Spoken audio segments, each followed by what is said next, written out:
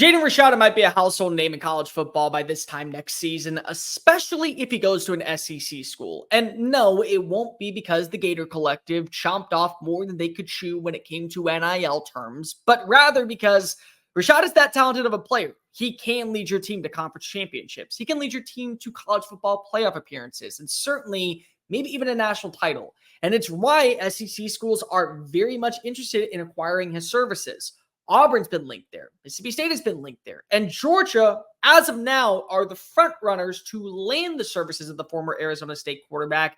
And it might end up being the worst thing for the SEC possible. Let's go ahead and discuss SEC Unfiltered. It's Cole Thompson here. Make sure that you like the video, hit the comments section. Where do you want to see Jayden Rashada strap it up in 2024? And hit subscribe, because we're talking about the Bulldogs. We're talking about the Crimson Tide. We're talking about all SEC programs leading up to week 1 and well past it.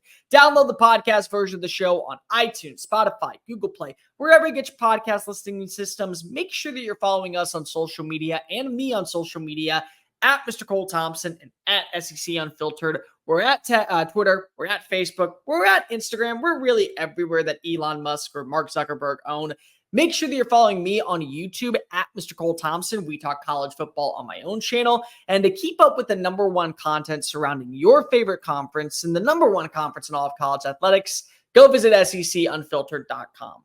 Why Jaden Rashada to UGA would be horrifying for the SEC, but really beneficial to him, is it's basically the Dante Moore approach. So how many of you know the story about Dante Moore? Guy was supposed to be a household figure at the University of Oregon. He was connected to Kenny Dillingham. Felt like that was a plug-and-play, immediate upgrade for this team, well past the Bo Nix era. And then he realizes, well, Bo's coming back for another year, and I want to go play right away. So he hitches his wagon to Chip Kelly, goes down to UCLA, ends up starting week 1, and then goes back and forth with other quarterbacks inside the room, including Colin Schlee, for reps, and ends up transferring at the end of the year. And he goes right back to Oregon. And the reason he goes to Oregon is because of this time he's a little bit older, a little bit wiser, and a little bit more mature when it comes to his decision-making. Who's he going to learn underneath this year? It won't be just Stan Lanning and this high-vamp defense. It'll be Dillon Gabriel. Dillon Gabriel's been in college football for 6+ years. He's going on year 7. There is so much knowledge in this kid's brain about what it takes to play in different style of offenses, certain formations, up-tempo, slow-tempo, what to do in a 2-minute warning situation, all of that, to where a year from now, when Oregon's established itself as one of the bigger teams in the Big Ten, they are going to be a threat. They may be a threat this year. In fact, I would be very remiss to say that Oregon won't be a threat in the Big Ten. But Georgia has that same conversation going into 2025.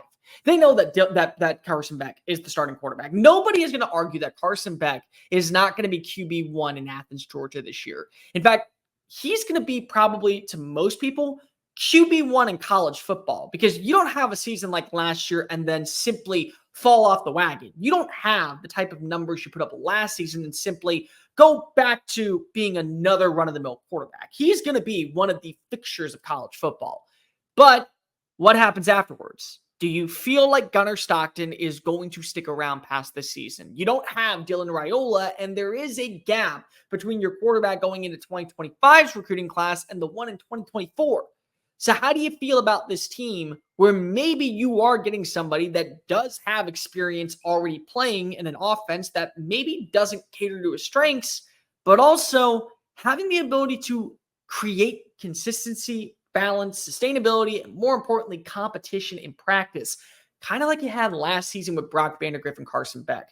You want to know what's always competitive? Your clothing. And you want to know what else is really competitive? Pricing in today's market. Here's where you get your best bang for buck and also look good while feeling good. RHOBACK.com. If you haven't heard of them before, well, number one, where have you been living? Can you go ahead and send me your address so I can go ahead and give you a hug? Because that rock has got to be very heavy laying on your head at night. But number two, it's the best form-fitting performance polos, hoodies, shorts, and so much more for your disposal. They just released the Azalea collection, which came out for the Masters. It's a phenomenal drink, but it's a phenomenal form-fitting shirt that makes you feel good about yourself. And the other thing that makes you feel really good about yourself is that the performance polo hoodies, performance polo shirts are form-fitting, and they don't stretch the imagination. They feel really confident. You feel very confident every step along the way. So when you go ahead and visit RHOBACK.com, use the promo code SECU for 20% off your very first purchase. 20% off when you use SECU on performance polos, hoodies, shorts,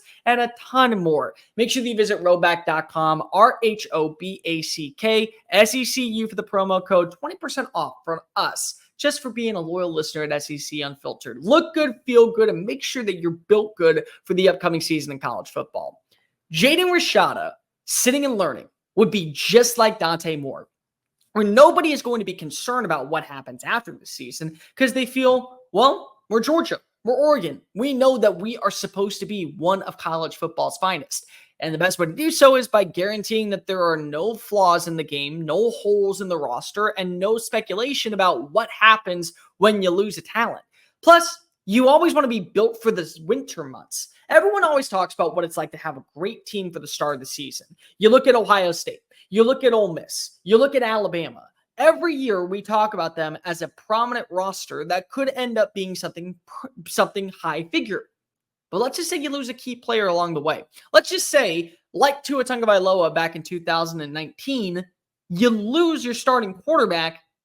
It unravels everything. You start to lose that gusto about potentially being a college football playoff team. You start losing the pizzazz about potentially making it to Atlanta. You start losing the feeling that a national championship is within reach because you have a drop-off in terms of productivity at quarterback, the most influential position. You won't have that with Gunnar Stockton and Jaden Rashada learning this offense underneath Mike Bobo. Plus, the weaponry all throughout Athens right now is about as strong as you could possibly want. I don't know many teams that lose talents like Ladd McConkey and Brock Bowers and feel like that they somewhat upgraded or at least brought in a lateral move with Ben Yasurik, the tight end from Stanford, and Colby Young coming on over from Miami.